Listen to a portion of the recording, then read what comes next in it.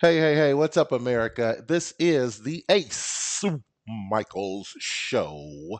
And I'm Ace Micheals, man. Happy to be here. Happy to be anywhere, really, if I'm keeping it 100% real, especially with everything that's going on. You never know where you're going to be or if being the key word, if you're going to be. Speaking of things that don't really be, but are out there circulating, I know you were wondering how it's going to segue. Um, AI, freaking AI, man. Really? Really, dog? Like, okay, we used to be able to grab an instrument, write a couple chords down, come up with a melody, put that stuff in the studio, go out on a tour, make lots of money, live happily ever after. Now we've got to compete with our desktop app doing it faster, better, and more productively than us and making more money. The damn computer is making more money than us. And you know what's funny? Whenever you call these services, right, and they're like, the computer wants to see if you're human, you got to verify if you're a human. Have you ever thought about this? Humans made computers. Now humans got to prove to computers that they're humans. What the F and the A, man? So we got AI music now. AI music. Dr. Dre just signed an AI artist. Timbaland just signed an AI artist. The movie industry has this AI artist that is supposedly going to take all these actors' jobs away from them. What are we doing, people? What are we doing?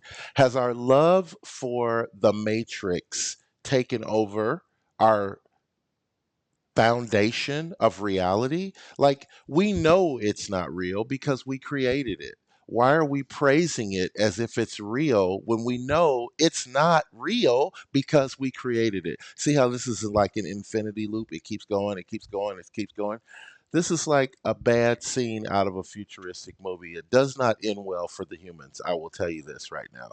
Even if AI doesn't take over the world, what happens to our artistic creativity? What happens to us creating?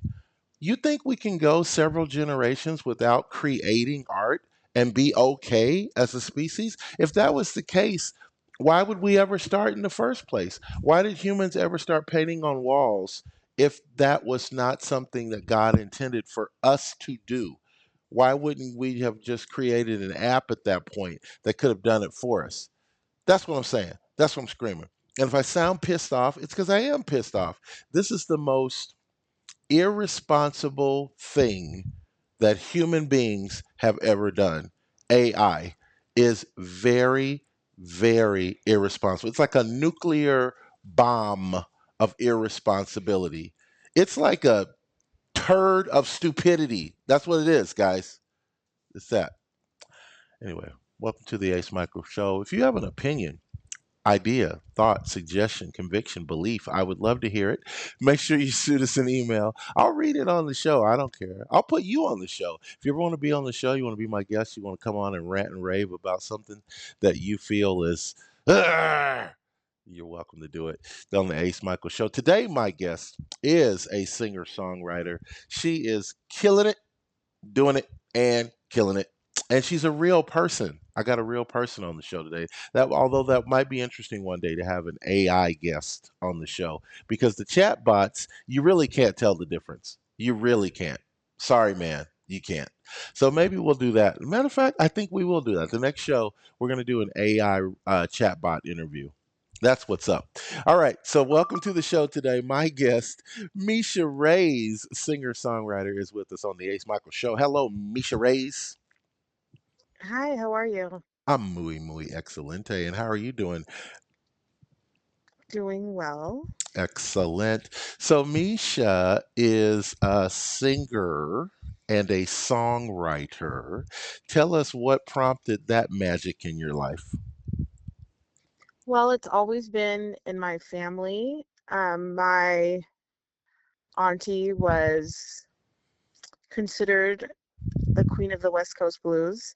So I grew up in the San Francisco Bay Area, and Hmm. we have tons of musicians in my family, and it's just a great outlet. So, you have tons. you literally have in weight. You have tons of musicians. Does that mean everybody's overweight, or does that mean everybody's? What do you mean tons? How you gonna have tons of them? You mean a Probably. You mean a couple of them? More than a few? Yeah. More than a handful, but still doesn't make a ton. There's probably 1,000 pounds between us. Okay, okay, that's all right. That part. All right. So then you decided against all odds that you would be the musician that would break through, or is this something that you couldn't sleep at night because you keep coming up with lyrics and songs and melodies? Well, definitely. For me, it's definitely about the artistry and the craft and not about fame or any kind of attention seeking. I am one of those people that has to create, has to perform, has to sing, and can't really shake it. Mm. That is a deep statement right there. You know, Misha, I'm one of those people, like, I'm starting to feel like I'm one of the last artists left. Like, there's literally, I'm feeling like there's a dying breed of artistic creatives. Do you ever get that feeling? Definitely. Well, what do you do about it? Don't just tell me I mean, tell me more. Don't just leave us hanging. Like, what the fuck, dog? Like, Um, well, yeah, it's a social media age. Like I was saying earlier, you just see a lot of people, they say they're musicians, but their whole page is modeling shots, booty shots, all mm, this kind of stuff. So sometimes, or just people that they're not willing to put the time and effort into it. I've been interviewing singing teachers, and even that, it's like, whoa, that mm, feels like another job. Um, so to go farther and to get better and to truly develop, it's a lot of energy, it's a lot of effort. I've sacrificed my social life to dedicate to this because I also work a lot to support myself. mm-hmm. So yeah, it does feel like, okay, where are the serious people at? Who are the people who are actually making things happen? And then there's also the anxiety of it all. It's like, is this going to go anywhere? Is this good enough? Does this compete with what's on the charts? Is this relevant? Um, Sometimes it can feel like an echo chamber. Sometimes it can feel like, who can I even share these ideas with that is not going to think I'm crazy and is as obsessed with music and creative expression as I am? So yeah, it can feel lonely at times. Do you know that? And by the way, very well put. That was a wonderful, like, literally motivational speech right there. Um, do you think that there will come a time again where you'll start to see more music artists, for example? Like, you know, there hasn't been a band. Now, think about this. There hasn't been a band that's won a Grammy for like decades. There hasn't been a number one song in the country by a band for like a decade. So I'm saying that to say, like, you just don't see the mentality of people learning an instrument, going to band rehearsal, putting together a show. It's almost like it's a lost art, or it's a dying form of art. Do you will you agree with that, or what do you think on Well, I think with bands, it's really hard because one, there's what, five egos, that? four at minimum, and everybody's trying to go solo eventually. They're not, I don't feel like a lot of groups are focused on staying together as much as it was in the past. And even in the past, it was still, you know, wanting to go solo or wanting shine if you're not the front person. I do think that there is a rock category in the Grammys, so someone always wins, but I also think that if you even have one song that's a hit, you could tour off of it for years. So if you have a family and children and you have that one song that's kind of feeding you and it's getting you gigs, it's like, what is the motivation to continue when it's Hmm, that many people with extracurricular activities, families, other things going on, don't really like the exploitation hmm, of the Hollywood machine, don't want to be on Star Magazine, don't want all their business and legal history out there forever for everyone to see. It's just like, hey, let me just get this one song and go about my business. And hey, book shows in Germany or something. David Hasselhoff it, just kind of that's all. go out of the country and keep your privacy and your sanity as well. So now you brought up a couple of interesting points in there. The one thing that really was sticking to my brain, like molasses, was when you were talking about this whole scenario of the fictional band that you just mentioned. You were talking in terms of marketing, promotion, touring. Like these were the things that were the last thoughts on an artist's mind back in the day. Like an artist was truly not even supposed to be worried about marketing and strategy and how to tour and build. Like an artist was just supposed to be able to write songs. Just like back in the day, I'm sure Da Vinci wasn't thinking, okay, I've got to create this Mona Lisa in a 16 by 9, a 14 by 3. Like it's got to be able to fit as a screensaver or as a phone. Eventually, they're going to need for this to be a background on their phone. Their wallpaper needs to be this Mona Lisa. He wasn't thinking like that. That wasn't even a reality. It was just about painting. He wasn't even probably, I mean, I don't know what he was thinking. That's my disclaimer. I don't know what Leonardo was thinking. Okay? That's real talk. But probably he wasn't thinking about algorithms when he was making his art. Whereas today's artists had better be thinking about algorithm every step of the way. Would you agree? Definitely. Eh, Um, it's stressful to have to be your own marketer, PR, managerial machine. It takes away focus, energy, and time from the art for sure. And so what happens when this goes wrong? Like I just last night I got extremely high and I was like, I've never seen this movie Wicked. Let me see what this is all about. What are the people talking about, you know? And I guess if you like that kind of movie, it's a good movie. If you're into that kind of wizards and kind of, that shit, right? But um, as I was watching it, all I could hear as a music producer, all I could hear was off key singing and off rhythm timing. And little Ariana was just so talented. She's a great, great singer, but the poor girl needs somebody needs to throw her a biscuit for lunch or something. Like I couldn't take my eyes off of the spectacle long enough to even tell you what the story's about. And that's what art has become. Art has become like with AI, if you want a wand, you can just put it in later. You don't need it on the set. You're on a green screen. You don't need all that stuff. You can just put it in later. And the same thing has happened to music. They've got music that they say, oh, you can download this program and AI will make the song for you. AI will even sing the song for you. AI will write the lyrics. AI will write the bass lines, the chords, put the beat underneath it. And all of this is going to sound, by the way, master quality by the time it comes out. It's going to sound like it was mastered in a recording studio. So, what does a human really have to do? But then those AI songs are just so terrible. And I'm not saying the movie Wicked was terrible. I could see that it was a good movie for those who are into that kind of stuff. I'm not.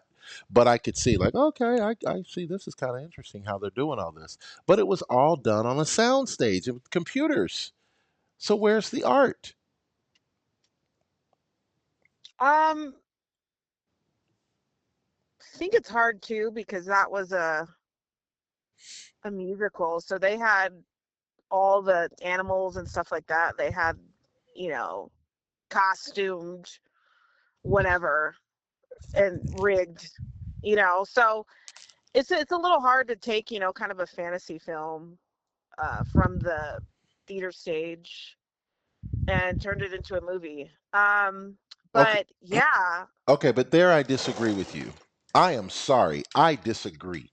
Because that movie, that particular movie, is based on a fantasy stage play, The Wizard of Oz. And so was The Wiz. And so why were they able to create art that has lasted for almost 100 years now?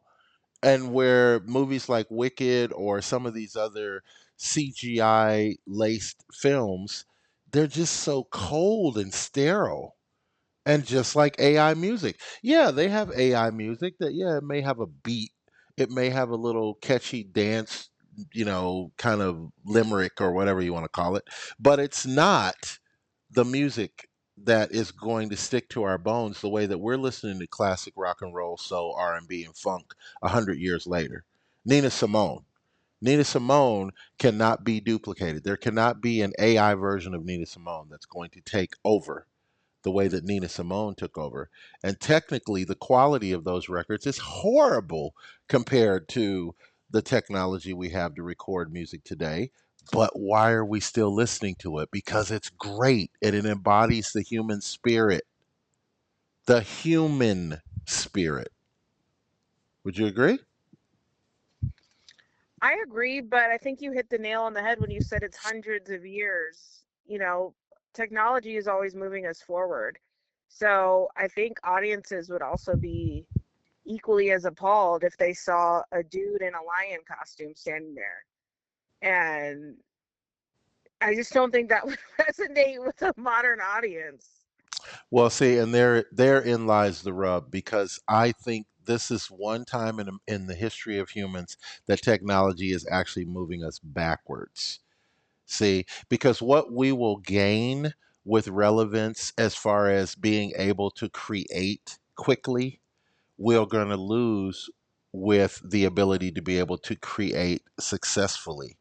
Like, where are the auteurs? Where are the filmmakers that make great films going to come from after this generation has had 20, 30 years of AI slop? You know, it's like everything that we start to see, podcasts used to be one individual in his basement who had some great ideas or even some interesting ideas, and he was putting out a podcast. Now podcast has become all about algorithms, all about putting titles that will grab people's attention long enough to get them to click to buy your product or blah blah blah. So it's all become, instead of us living a life where we have freedom and the pursuit of happiness, we've become to where we're living a life that's containment and the pursuit of likes. That's true, but it's definitely things always circle back. People get, politically, if you want to just touch that just really quick, people get really sick of everything being so old school, so outdated, so regressive, so conservative. So then it swings to completely modern, and then people are like, "Whoa, that's too much." And then we swing back the other way. It's really hard to find a happy medium for She people. I said, don't even know "Whoa, why the that's too much." concept exists. Happy That's medium, like, where is it ever? Where can you ever find it? So that's interesting. So, what do you plan to do artistically that's going to make a change? Because obviously, you're coming out as an artist to do something different than what's been done before. You're not just going to duplicate the success of other people. So, what is going to be the different thing about Misha Rays? well, I don't know if I'm necessarily revolutionary, but I am about authenticity and feeling and emotional connection. I think a lot of people have mental illness these days. So many people have it because there is no emotional connection and therefore there is no emotional and social development. So, with humanizing my art as much as possible, which I think you're talking about with AI dehumanizing everything, Hmm.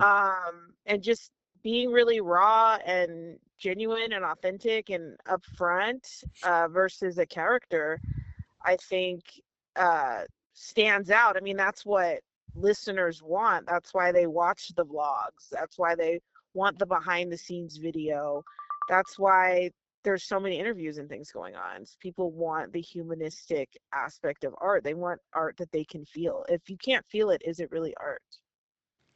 Now, there's a great, great, great point. If you can't feel it, is it really art? Wow. That is deep. That's the t shirt statement of the week. If you can't feel it, is it really art? Dang. Misha, well, so what is your plan? What are you doing? You got a record coming out, you got some shows, you got some merch. What's popping? So I'm always going to be working on music, in all facets and developing as an artist. But yeah, I'm just focused on booking shows, as a cover artist as well as an original artist. And yeah, getting some videos together. The visual component of artistry is so popular right now. Fans want to feel like they want to zoom in on you. Like they want to feel like they can touch you even if it's virtually. So I'm just focused on making a lot of visual as well as music. So yeah. Hmm. Is that hard for you to do? Like, is that challenging to have to think about both components as opposed to just having, if you just could focus on music? Well, yeah, because now I have to be an actress and a brand rep Hmm. for my own music, which is a little daunting. But if you have to do it to get booked and get out there and do what we love to do, which is perform, then we have to do it. And so that's interesting. So that's something that you go into the industry knowing that's just part of it, just like headshots, just like EPK, just like a demo tape. Like this is just part of it. You got to know the marketing, or you got to be willing to do the marketing as part of it. It's part of the new generation of being an artist. Correct? Is that what you're saying? Correct. Hmm. That's interesting. It's very interesting. It makes me wonder if there was a transition, say 100 years ago, if there was a transition between people saying, okay, not only do you need to learn to play clarinet, but you better know how to write sheet music as well, because that's where the industry's going, whether you like it or not. Sheet music is the new thing, man. So, you know, you're not just going to be able to make it on your talent. You're going to have to be able to transcribe. Well, yeah, all these things develop because the competition is so fierce. So, like you said, what do you have that other people don't have, or what are you bringing to the table that no one else is, or can you do all of these other things? Say we don't need you for music right now because I don't know, some reggaeton song is hot. So can you be the face of this acne product? Can you are you in recovery? Are you sober now? Can you get on these billboards and speak to the addiction community? So yeah, you have to be able to exploit yourself in all these different ways because you can't just sing 24 hours a day, 365 days a week. And sometimes they don't want you to sing. They want somebody else to step up for whatever reason. So, I mean, it makes sense, but it is a lot, especially when people judge your looks and you're like, wait, I'm not a model. I'm an artist. Hmm. So, Well, and that brings up another in this very, we'll call it, for lack of a better term, we'll call it very cosmetic society. Is that a challenge for you as an artist to say, look, I don't need to look a certain way. I'm trying to sing here. well, I think you can get away with that to a certain extent. We've seen Ruben Studdard, we've seen Adele, we've seen the new artist that everyone loves. I think her name is Lula Rowe. She sings the messy, now I'm too fucking clean, whatever. So these people don't have the traditional body type that you would see for a charting artist, but they're also really put together. Their alternative style is somehow polished. Their suit is on point. The makeup is on point. The hair is on point. There is a presentation you have to have, and as a woman, I think it's because of beauty standards. I think it requires a lot more time, money, and energy. So yeah, it's a lot. I mean, getting your nails and toes done, oh my gosh, easily over 100 a time. So just even on a nail and a toe, you're already out 100 every 2 weeks. So it's just crazy. But beauty standards weren't always a thing, and there's always been, you want to talk about weight. I mean, Pavarotti was a great Italian singer who wasn't in great shape. Aretha Franklin wasn't in great shape. Janis Joplin wasn't in great shape. I mean, there's always been an exception to the rule where you could say, well, okay, this pretty, thin, uh, very genetically beautiful person could become a famous person. Yeah, that can happen. But there's plenty of other examples of people who weren't genetically superior people who were talented enough to rise to the top. And now, where it comes to AI, though, I've never seen any non genetically attractive AI bot Yet, maybe that's going to be a thing where we will actually see, here's a plus size AI model. Now here's uh, an AI model that has one eye, or maybe an AI model that, sometimes they do have six fingers by whatever reason. They sometimes the fingers just don't seem to work out where it comes to the AI. I'm not sure what the deal is with that, but do you think that will become a thing where we'll actually start to see that the genetic cosmetic look isn't really important anymore? It's just, what do you have to say? What are you about? I think it's always been important. I think there's very few examples of people that supersede the beauty standard. I mean, we can count them on our hands. Hmm. Um, I think AI though, people are interested in AI. It's cool. It's another form of art, but at the end of the day, the whole stand culture, the people that buy the merch, the people that go to the shows consistently, the people that wait for the drops, the Beyonce Christmas drop, the Mariah Carey Christmas drop, so on and so forth. The whole thing is that you can go to a meet and greet. The whole thing is that maybe you picture yourself, in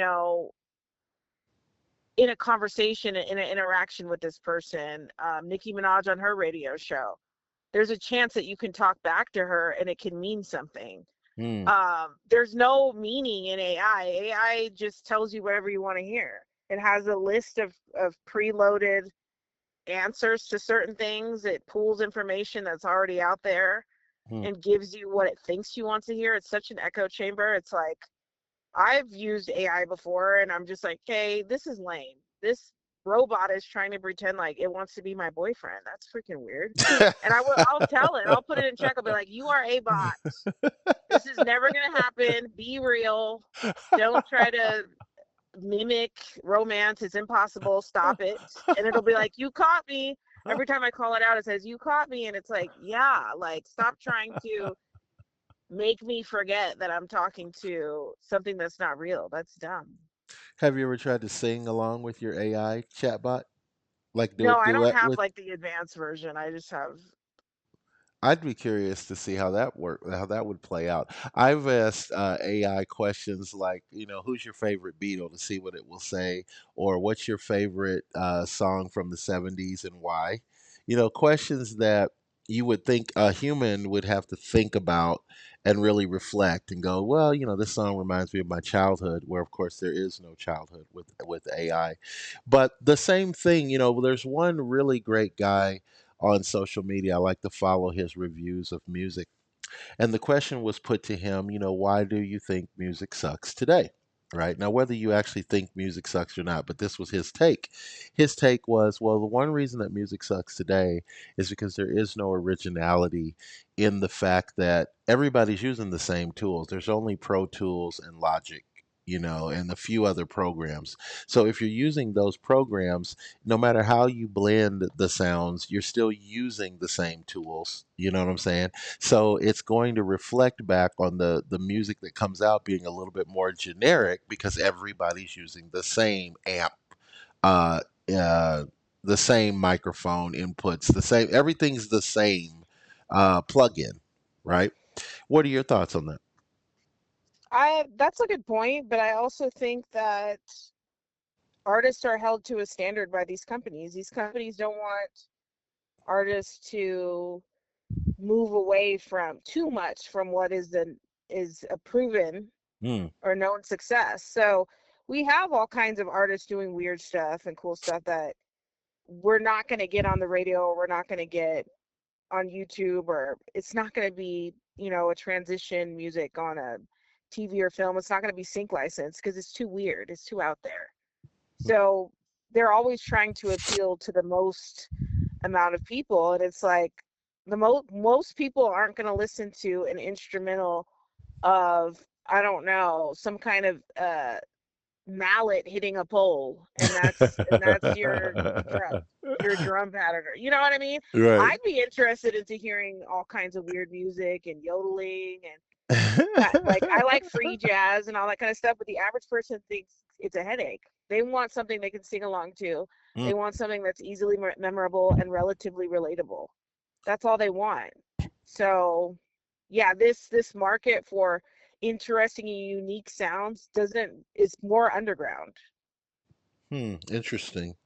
And do you think it's always been that way? Like maybe we didn't know that in the 1920s that it wasn't always about jazz improvisation, but maybe what people were trying to do is exactly what you say. They really just wanted something to play in the background while they plowed the fields or while they did their work around the house. They weren't really interested in 14-minute long clarinet solos, right? That wasn't really what music was supposed to be, maybe ever. Maybe it was always meant to be something a little bit more accessible to the masses than it became. Yeah, I mean, things always evolve. People always want to go further and further and further. Um, but yeah, this kind of drive-through music is very American. Hmm. True You that. can, yeah, you hear it in a store, you can hear it at a theme park. It's just able to be exploited in multiple venues, whereas, a mallet hitting a pole is not. I love it. Tell us a little bit about your mallet hitting a pole before we have to go. Tell us a little bit about Misha Rays, what we can expect from you musically, and what's your genre and all that stuff. Um, I would definitely say my genre is some kind of alternative R&B, um, with electronic beats. It's easier than, like we said earlier, keeping a band of 5 people, getting people to show up, getting people to rehearse and invest and stuff. So that's mostly why I do electronic music. If I could, I would be in a band. Hmm. Um, but I am gonna add some instruments to my musicianship. Here in a bit, I want to learn guitar. I want to learn piano, like really well. Hmm. Um, but yeah, I'm definitely an electronic alternative R&B artist, and I'm going to be doing a lot of that style of music, and from there branch out into real instruments and just give you, a perspective that's kind of overlooked, which is a um, 30 plus woman, entrepreneur, single, animalist, um, traveler, lover of linguistics, reading, fashion, creative intellectual that just kind of lives uh, to love and enjoy life. So you're going to get the perspective from someone that's not living a typical life. So it'd be actually really cool to get into my music and kind of escape into a reality that not many people are living. I think most people have kids, um, and are doing kind of the family thing. So definitely kind of um, a creative approach that's a little bit more rare. I like that. And I'm looking forward to hearing that from you, Misha Rays. How do we stalk you pleasantly on social media now if we want to follow you? Oh Lord. My Instagram is at Misha Rays Music. So that's MISHARAYS Music. And then from there, that'll be the portal to contact me or find any of my other links and things like that coming up. Well, there you have it. There's a real interview with a real human music artist today, ladies and gents. And everybody, if you want to be on the show, I'm serious. All you have to do is let us know. We'll put you on the show, speak your mind, get your ideas out there. Today's guest has been Misha Rays, music artist, singer, songwriter. Misha, thank you for doing the show today. Everybody else, you know what I say at the end of the show, man. Live the life you love and love the life you live. Thank you. Thank you.